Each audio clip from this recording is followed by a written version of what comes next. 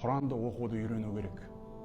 Мән таалламал Құр'ана ва алламаху хайрукум. Сендердің ең жақсыларың дейді.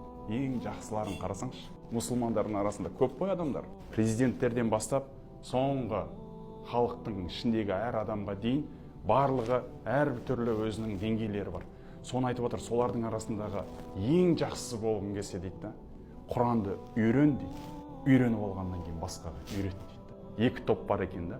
Ең жақсы болдың. Біріншісі сен үйренесің, немесе сен үйретесің. Сауап керек деп айтамыз неге? Сауап міне тұр ғой. Жалпы мұсылмандардың кітабы болып есептеледі ғой, Құран. Біздің кітабымыз ғой негізі Құран. Өкінішке орай сол Құранды оқи алмаймыз ғой біз. Сол Құранды ашып оқи алмаймыз. Бұл өкінішті. Өзімізге берілген кітапты ашып оқи алмаймыз ғой.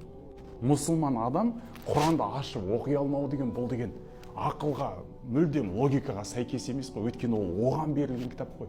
Ол оқи алу керек априори деп қойды орыстар. Априори ол Құранды ашып оқи алу керек ол. Кім үйренсе деп отыр, терең мағыналарын білсе деп отыр, меңгерсе деп отыр ананы үйренуді айтып отыр, тәпсірлерін, терең анау мағыналарын, аудармаларын түсініп тұрып үйрену ғой Құранды. Құранға бүйтіп терең ой жүгіртіп отырып оқу ғой.